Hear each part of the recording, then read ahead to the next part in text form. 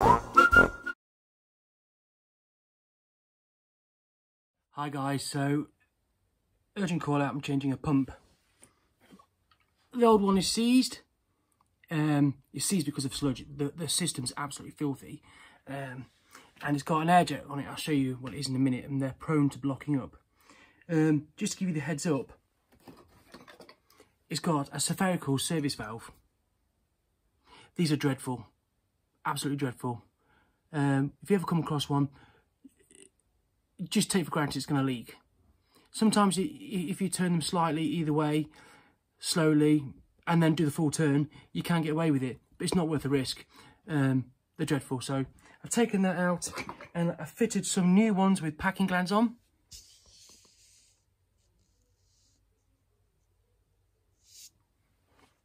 And I've replaced it with a Gunfoss. To me, Gunfoss are the best. VCP. Remember that and you'll be fine. A good healthy system, VCP. Remember that. Enjoy the video. There's the pump. So that's the anti-seize screw, live neutral and earth, and that's the PWM cable. And that's the speed and the power it's going at. So I shouldn't say this, if you've got a pump that's struggling, balance the system, turn some off, force it round. And what you can do is, if you remove that PWM cable temporary, it'll make that pump work 100%. I wouldn't recommend you do it, but it does make it work 100%. The other thing, range rate your boiler. If you range rate the boiler, it makes it work more efficiently and you'll get the best out the pump. Also, this is a 5 or 6.5 metre head pump. You've got to have the correct head for the pump, okay? You know, if you've got a 3-storey building and you fit, I don't know, a 3 metre head pump, it's not going to be sufficient. Don't forget, it's got to pump up and back down, or down and back up. So make sure you get the correct head. Don't forget your washers as well for the pump. So because the valve's passed, I had to drain the system down. Rather than do that, I bunged off. This is quite a rare technique now. Bunging off is where you stop gravitation, preventing the water leaking. So I'll put a bung in the cold feed, give it a good push in. No water in this for demonstration purposes. And then the other bung I put on the outside of the vent pipe. By doing this, it enables you to cut into the heating system without draining down. There's the vent pipe. Instead of pushing it in, I'm going to wrap it over just to make it a little bit more secure.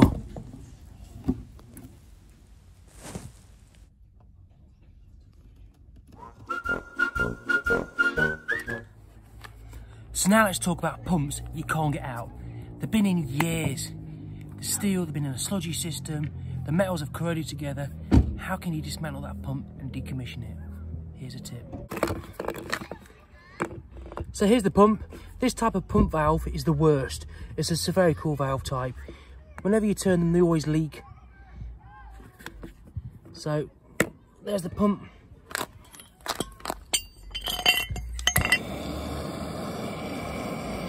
Add a bit of heat on it.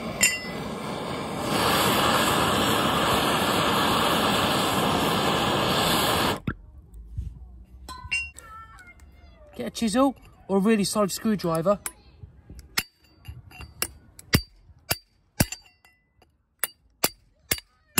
And hit it.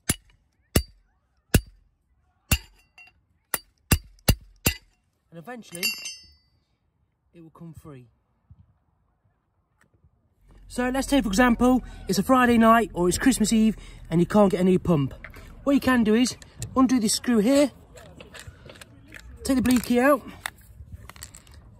put a flat-headed screwdriver inside and turn the impeller.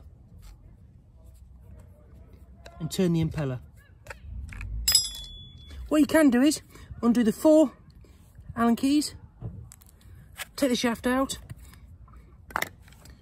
clean that,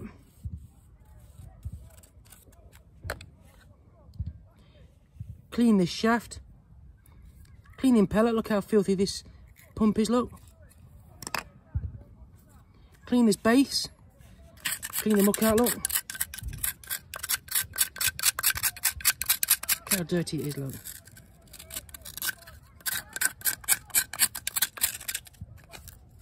Free the ports. Free the ports. That might get it going again for a temporary basis.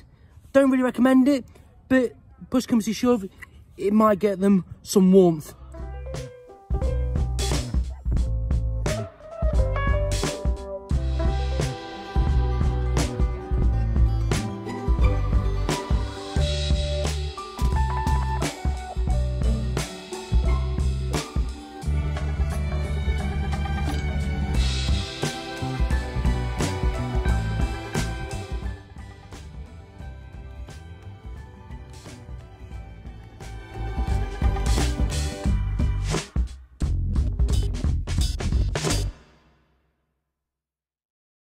In this drawing, you can see the bleed screw, if opened, water would drip on the electrics. So there's a very easy solution to this. Spin the head round by undoing the 4 Allen keys and turn it around so the electric is on the side. So you can bleed without getting the water on the electrics. Very easily done. Ta-da! No issues.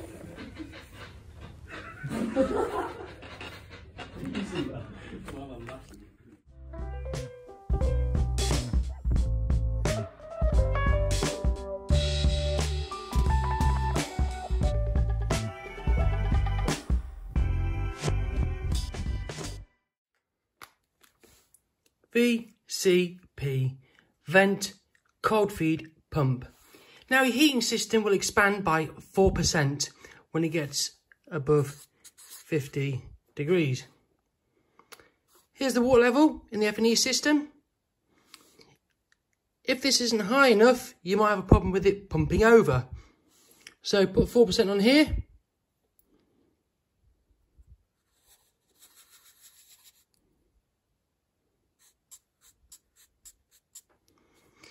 System gets hot, it could overflow. This vent pipe needs to be as high as possible, at least 450 mil. If, for example, it hangs over here, you will have a problem. The water will get hot, it'll heat up, and the water will come over the vent pipe into the F&E system. The problem here is you'll get cycling. So the water will heat up, pump over, it'll oxidise and go back into the system.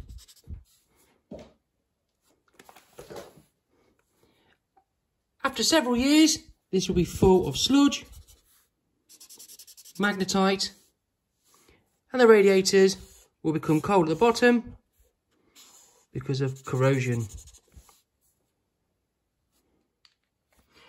Here we have a combi. Various things you have to consider when changing a pump. Automatic air vent. Make sure that's not leaking. Make sure it's working.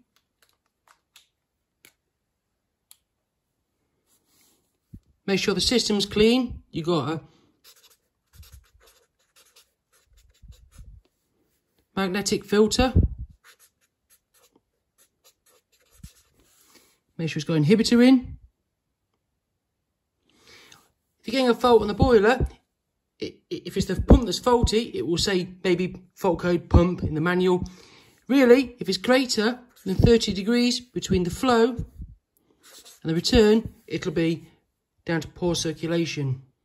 The pump, 240 volts AC, that's the wavy line. Check it's balanced.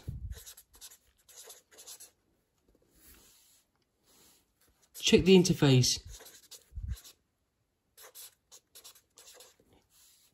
Is it range rated?